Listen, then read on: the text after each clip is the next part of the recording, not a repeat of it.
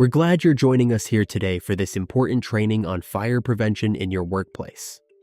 Each year, there are fires in auto recycling facilities, resulting in extensive property damage and injuries. Did you know that serious fire emergencies were happening so often at jobs just like yours? It's more common than you might think. Let's take a quick look at why fires continue to be one of the top hazards for the auto recycling industry. One of the main reasons is the flashpoint of fuels and lubricants and flammable materials created in the dismantling process. Take a second to think about the material coming from the vehicle that could catch on fire. Think of the fuels, oils, interior plastics, and rubber components on and inside the vehicles. What else? Did you know batteries, especially lithium batteries, are another example of a material that is commonly at the center of these industry fire incidents? Besides the large format batteries, there can be small batteries used in start-stop and other electronic systems of the vehicle. Lithium battery fires cause severe heat, rapid fire spread, and production of toxic gases, to name just a few of their hazards. When you work around these materials all day, every day, now it makes sense why fire is a huge concern in the industry. Another main reason that fires are a serious problem in the auto recycling industry is the type of work and job tasks you do throughout the day. Performing hot work, such as welding, grinding, or using an open flame at any point, introduces an ignition source. This increases the chances of a fire occurring when work is taking place around all those combustible and flammable materials we were talking about. Making sense so far? Great. Let's talk more about the type of hazards common in your type of work that can make for a scary situation if a fire were to happen. Take a look at this area. I bet you have a garage or shop just like this at your workplace. As you're looking around, do you notice some things out of order that could increase the chance of a fire, or even worse, might prevent us from safely escaping if there was a fire? Let's zoom in on one. Something isn't safe here. What is it? If you said missing fire extinguisher, you are 100% correct. OSHA, which stands for Occupational Safety and Health Administration, the government agency responsible for workplace safety in the United States, has specific regulations about the location, use, and type of fire extinguishers used in the workplace. Fire extinguishers should be easy to reach, not blocked by equipment or materials, and visually inspected on a monthly basis to make sure they're functioning. They must also be inspected annually by a licensed company. Great job. Let's see if we can find that fire extinguisher.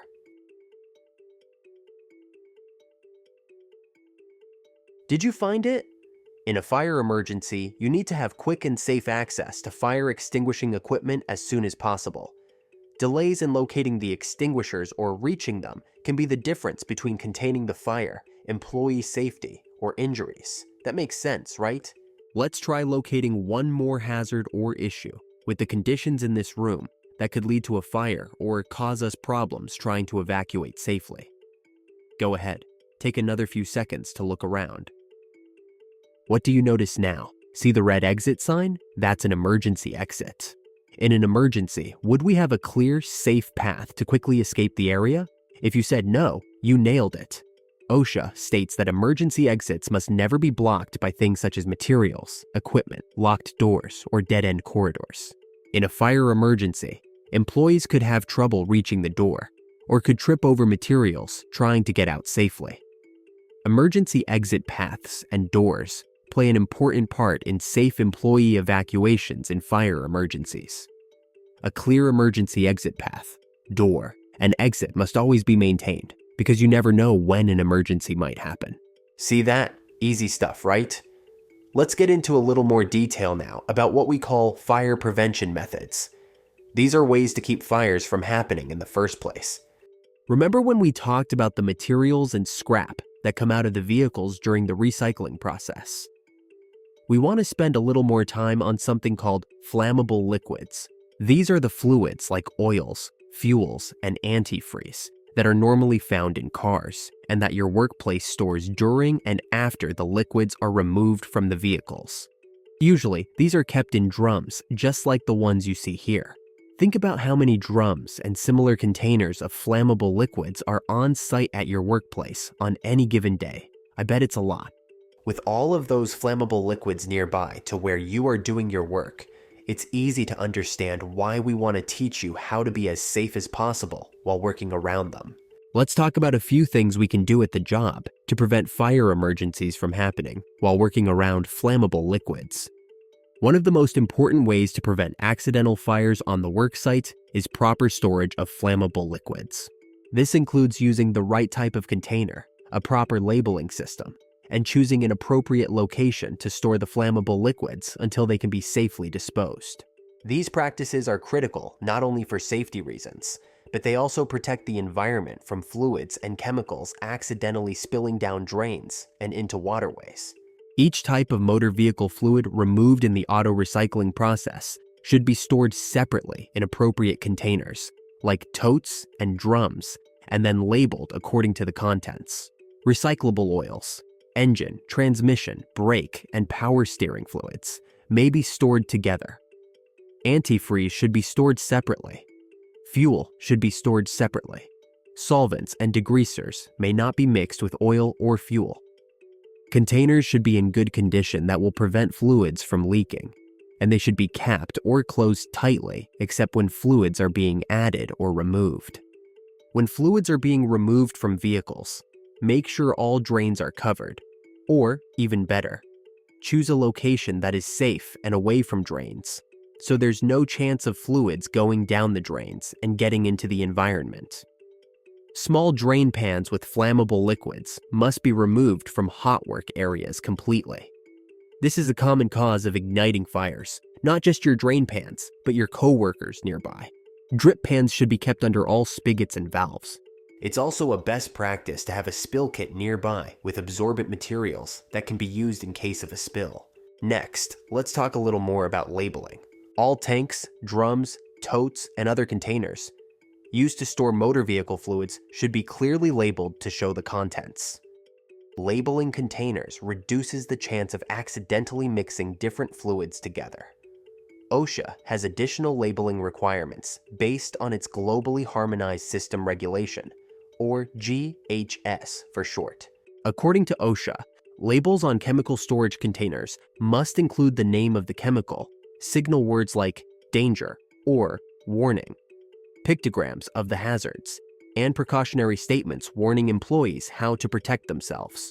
Additionally, when hazardous material such as gasoline is stored in bulk containers, like totes, the container must also be labeled with a 4-digit UN number, like the one seen here. Let's take a look at a few common examples of labels required on job sites like yours. First off, gasoline. Tanks, drums, or other containers of recovered gasoline need to be labeled clearly as follows. Gasoline that is still usable is labeled gasoline, good gas, or similar. Gasoline that is mixed with other fluids, or is no longer usable as fuel, is labeled hazardous waste, or bad gas, and also has a proper hazardous waste label.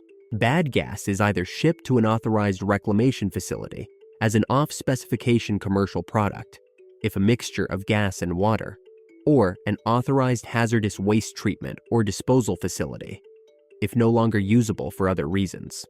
What about the oil that comes out of the vehicle? Used oil includes transmission, brake, and power steering fluid as well.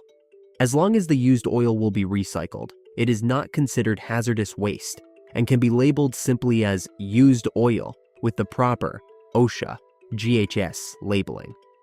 Never mix used oil with any other wastes. If the used oil is not intended for recycling, it must be labeled waste oil, and the container should have the proper OSHA GHS label.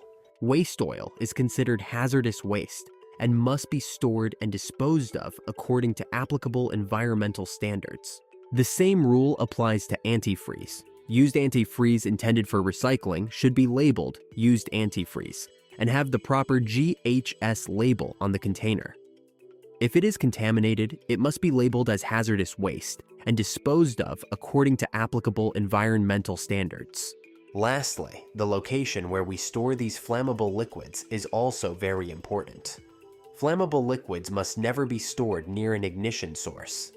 Examples of ignition sources include hot work such as welding, grinding, or torch cutting, electrical equipment, heaters, and pilot lights on devices such as water heaters, smoking, or other open flames.